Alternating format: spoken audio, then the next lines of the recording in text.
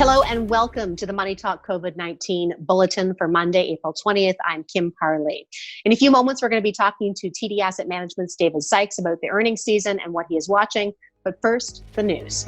Crude oil prices are collapsing, hitting their lowest levels in 21 years. WTI prices dropped to below $12 a barrel, while the Western Canadian Select oil price briefly traded in negative territory, all on concerns of weak demand, oversupply, and lack of storage.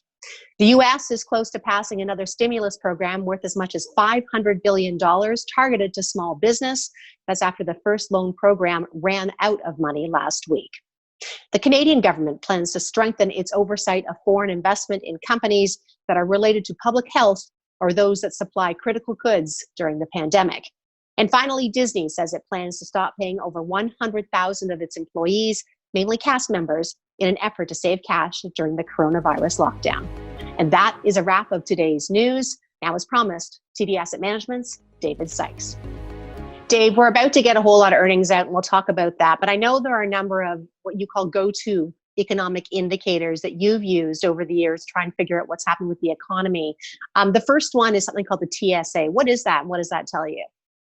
Yeah, good morning, Kim. So there are a lot of numbers and stats that we look at. There's no one silver bullet, but I look at the TSA, which is the Transportation Security Administration.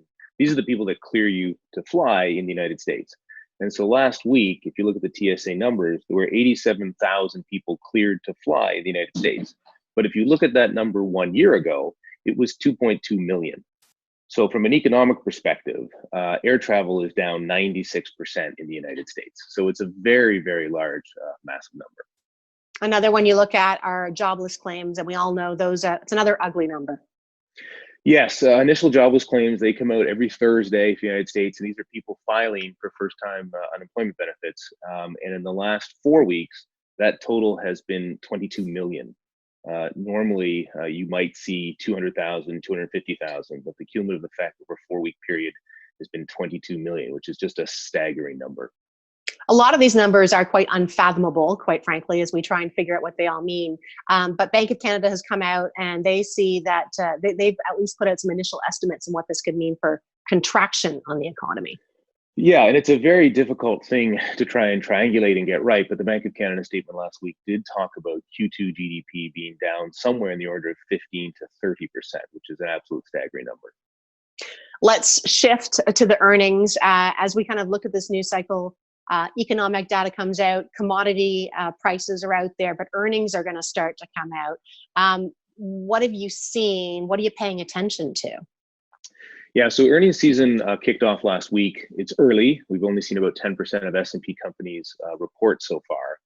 But I would say, normally the market is laser focused on earnings. But I would say right now, given all the economic uncertainty, it's very difficult, I think, for any company to accurately forecast what their earnings are going to be for this year. And if you think about when really the lockdown measures hit in North America, that was in March. So, we're getting Q1 earnings, but really have only had 1 month of an impact. So a few things just to note. So far, 86 companies in the S&P 500 have withdrawn their guidance. And I think what that tells you is they really don't have a good view on what the guidance for 2020 will be. But frankly, I don't think the market nor myself are focused on 2020. I think the big issue is, when do we come out of this? What's the duration? How long does it last? And so I'm not trying to buy stocks for the next 8 months. I'm trying to buy stocks, for the next 8 years. And so I'm trying to look at the commentary on those calls to see how business is. Let's talk about one sector.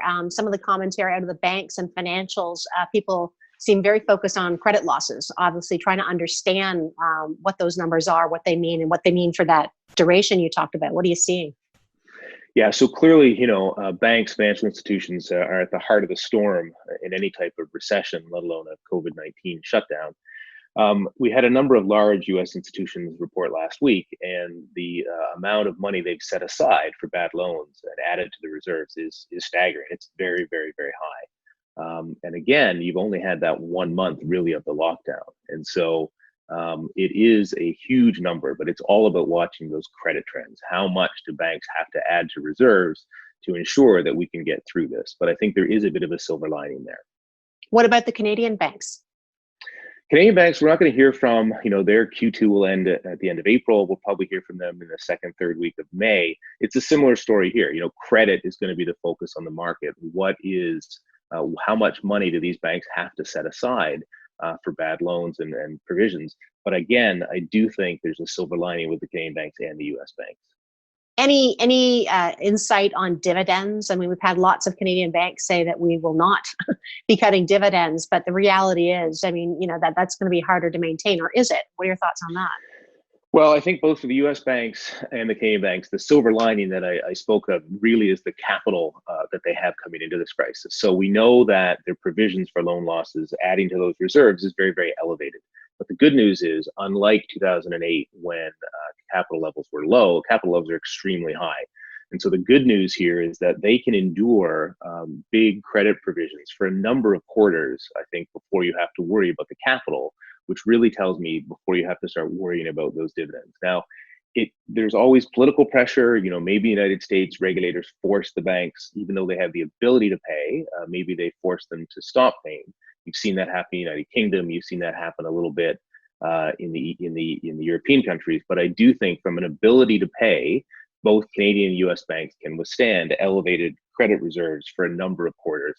And therefore, at this moment, I'm not particularly worried about the dividends that are going to be paid. There seems to be a real bifurcation in the market. I mean, there's those that are cutting, actually a trifurcation, excuse me, making up words here, but you've got those who are cutting dividends as expected. You've got the ones that seem to be stable. And then you've got a group of companies that are increasing dividends right now. Yeah, and you're absolutely right. There have been a number of companies that have cut the dividends in obvious places in the economy. You think about airlines, you think about retail stocks and apparel companies, anyone who's got a direct link to the economy. Energy stocks have really been hit hard, and a lot of their capital distributions, whether it's in buybacks or dividends, have been cut. But on the flip side of that, there are some good news stories, and the good old steady Eddie competitive advantage companies that generate free cash flow in good times and bad. You've actually seen Johnson & Johnson report last week. They didn't have the greatest earnings numbers, but they took their dividend up 6% for the 58th year in a row. You saw Procter & Gamble last week, Crest toothpaste. You saw them take up the dividend 6% for the 64th year in a row. And good old Costco, where everyone seems to be going these days, they took the dividend up almost 8%. So amidst all of the chaos, all of the economic uncertainty, there are certain companies, certain business models that are really standing that quality test and are surviving and continuing to generate sales and revenues and free cash flows. Let me ask you, I mean, you talked about the fact that no one's really focused on the right now. I mean, it's hard because just the data's all over the place and we're in crisis mode. Looking out though, as you trying to figure out what's happening, tell me what your bull case might be, your bear case might be, and how you're evaluating. Yeah, so I can give you a bull case, I'll give you a bear case, and then there's a huge range in between those two cases. But I think on the bullish side, and the market has had a significant rebound here, I think the bull case would be, look, we're going to get some type of medical response. We're going to get an antiviral that could perhaps bridge us to a vaccine.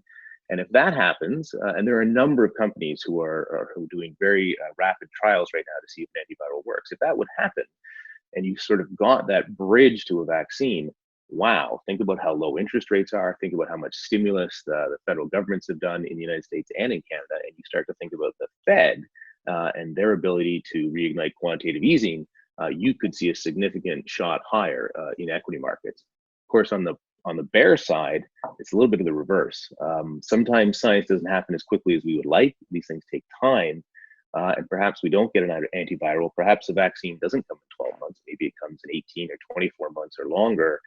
Maybe we get a second wave. There's another impact to the economy, another down leg in earnings. So, those are two very wide outcomes. But I think for me, what we always want to focus on is our process. And our process is really about finding companies with a great competitive advantage that can have a really high quality balance sheet, not a lot of debt. If you have a lot of debt right now, it's a very stressful time, both personally and as a corporation, and companies that can weather this storm. And I think that's where we're focusing our attention. I don't expect there to be a silver bullet, and I don't expect that we're going to come out of this quickly. I do expect we're going to come out of it, but I don't believe it's going to be, in the next week or two. And so we really want to have a rock solid portfolio that can withstand the time and pressures that this crisis is going to give us.